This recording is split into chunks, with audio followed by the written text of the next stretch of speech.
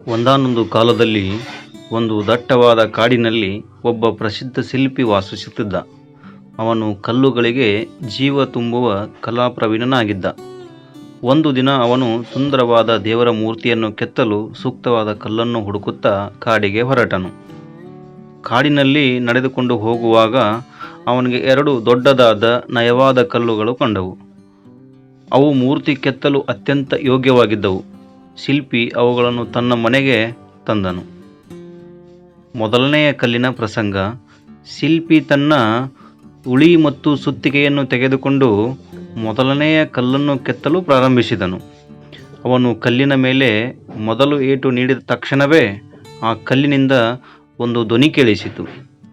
ಅಯ್ಯೋ ಪಾಪ, ನನಗೆ ತುಂಬ ನೋವಾಗುತ್ತಿದೆ, ದಯವಿಟ್ಟು ನನ್ನನ್ನು ಬಿಟ್ಟು ಬಿಡಿ, ನನ್ನ ಮೇಲೆ ಸುತ್ತಿಗೆಯಿಂದ ಹೊಡೆಯಬೇಡಿ, ಈ ನೋವನ್ನು ನಾನು ತಡೆದುಕೊಳ್ಳಲಾರೆ.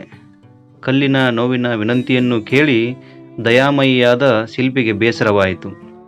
ಅವನು ಆ ಕಲ್ಲನ್ನು ಕೆತ್ತುವುದನ್ನು ನಿಲ್ಲಿಸಿ ಅದನ್ನು ಪಕ್ಕಕ್ಕೆ ಇಟ್ಟನು. 2ನೆಯ ಕಲ್ಲಿನ ಪ್ರಸಂಗ.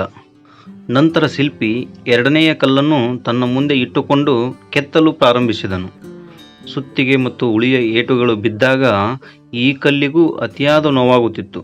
ಆದರೆ ಅದು ಮನಸ್ಸಿನಲ್ಲೇ ಅಂದುಕೊಂಡಿತು, ಶಿಲ್ಪಿ ನನ್ನನ್ನು ಸುಂದರವಾಗಿಸಲು ಪ್ರಯತ್ನಿಸುತ್ತಿದ್ದಾನೆ, ಈ ನೋವನ್ನು ನಾನು ಸಹಿಸಲೇಬೇಕು. ಕಲ್ಲು ಯಾವುದೇ ದೂರು ನೀಡದೆ ನೋವನ್ನು ಮೂಕವಾಗಿ ಸಹಿಸಿಕೊಂಡಿತು. ಶಿಲ್ಪಿಯ ನಿರಂತರ ಪರಿಶ್ರಮ ಮತ್ತು ಕಲ್ಲಿನ ತಾಳ್ಮೆಯ ಫಲವಾಗಿ ಕೆಲವು ದಿನಗಳಲ್ಲಿ ಆ ಕಲ್ಲು ಅತ್ಯಂತ ಸುಂದರವಾದ ಶ್ರೀಕೃಷ್ಣನ ಮೂರ್ತಿಯಾಗಿ ಬದಲಾಯಿತು.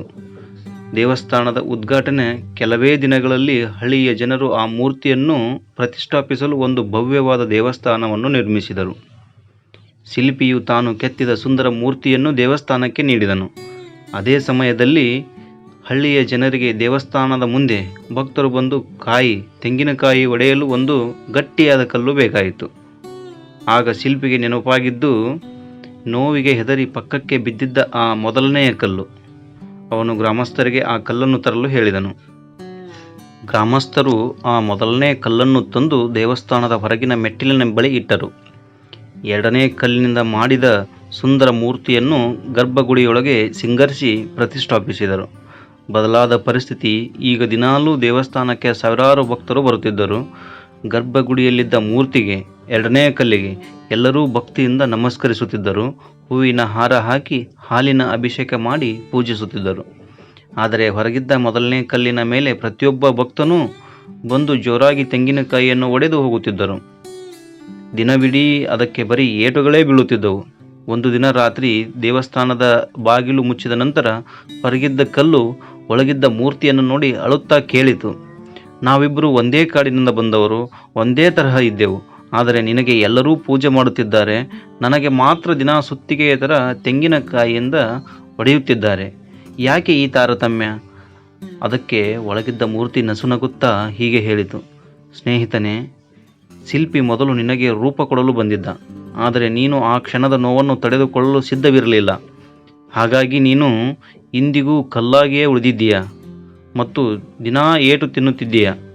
ನಾನು ಆ ದಿನ ಆ ನೋವನ್ನು ಸಹಿಸಿಕೊಂಡೆ, ಅದಕ್ಕೆ ಇಂದು ನಾನು ದೇವರಾಗಿದ್ದೇನೆ. ಈ ಕಥೆಯ ನೀತಿ ನಮ್ಮ ಜೀವನದಲ್ಲೂ ಅಷ್ಟೇ. ವಿದ್ಯಾರ್ಥಿ ಜೀವನದಲ್ಲಿ ಅಥವಾ ಯೌವನದಲ್ಲಿ ಯಾರು ಕಷ್ಟಪಟ್ಟು ಶಿಸ್ತು ಮತ್ತು ನೋವನ್ನು ಸಹಿಸಿಕೊಂಡು ಪರಿಶ್ರಮ ಪಡುತ್ತಾರೋ ಅವರು ಭವಿಷ್ಯದಲ್ಲಿ ಉನ್ನತ ಸ್ಥಾನಕ್ಕೇರಿ ಗೌರವಿಸಲ್ಪಡುತ್ತಾರೆ. ಯಾರು ಆರಂಭದ ಕಷ್ಟಗಳಿಗೆ ಹೆದರಿ ಓಡಿ ಹೋಗುತ್ತಾರೋ ಅವರು ಜೀವನ ಪೂರ್ತಿ ಕಷ್ಟದ ಏಟುಗಳನ್ನು ತಿನ್ನಬೇಕಾಗುತ್ತದೆ. ಕಷ್ಟವಿಲ್ಲದೆ ಸುಖವಿಲ್ಲ. ಈ ಕತೆ ನಿಮಗೆ ಇಷ್ಟವಾದರೆ ಲೈಕ್ ಮಾಡಿ, ಶೇರ್ ಮಾಡಿ ಮತ್ತು ಸಬ್ಸ್ಕ್ರೈಬ್ ಮಾಡಿ. ಧನ್ಯವಾದಗಳು.